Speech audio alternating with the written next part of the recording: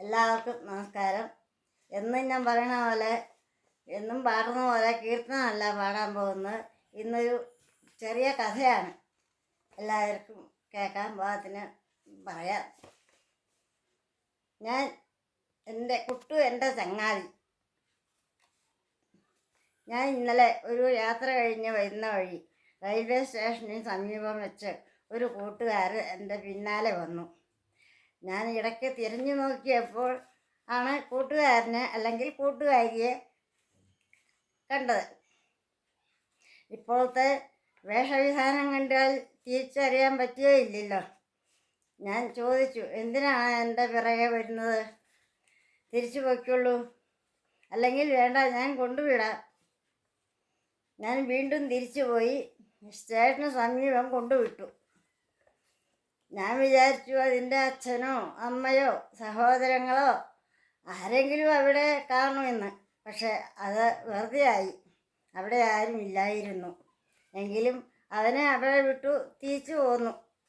കുറച്ച് നടന്നു കഴിഞ്ഞ് നോക്കിയപ്പോൾ പുള്ളിക്കാരൻ എൻ്റെ കൂടെ തന്നെ ഉണ്ട്. പിന്നെ ഞാൻ എൻ്റെ കൂടെ കൂട്ടി.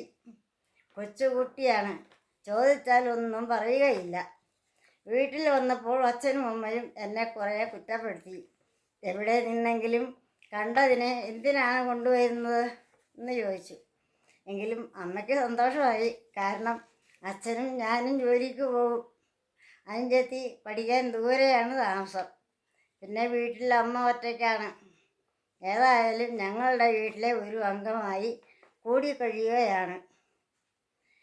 തിരിച്ചു വിട്ടാലും പോവുകയില്ല. അത് പറയുന്നത് ഞാൻ പോയില്ല.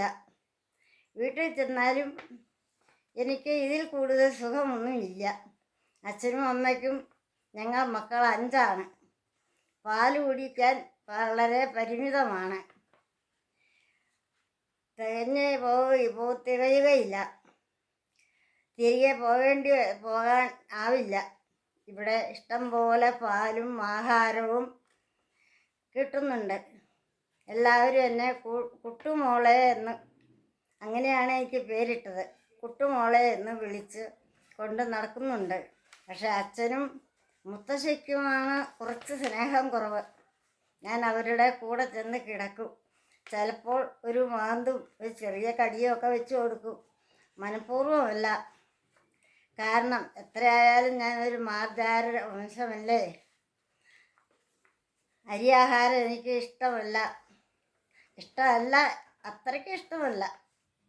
അതാണ് കാരണം. നോക്കട്ടെ, ദോശയും ഇഡ്ഡലിയും പപ്പടവും എല്ലാം കുറേശ്ശെ തിന്നു തുടങ്ങാം. അപ്പോൾ അവർക്ക് എന്നെ ഇഷ്ടപ്പെടും. ഇപ്പോഴും കുറച്ചൊക്കെ ഇഷ്ടമുണ്ട്. ഏതായാലും ഞാൻ ഇങ്ങനെ അവരുടെ ഇവിടുത്തെ ഒരു അംഗമായിട്ട് സുഖമായിട്ട് കഴിയുന്നു.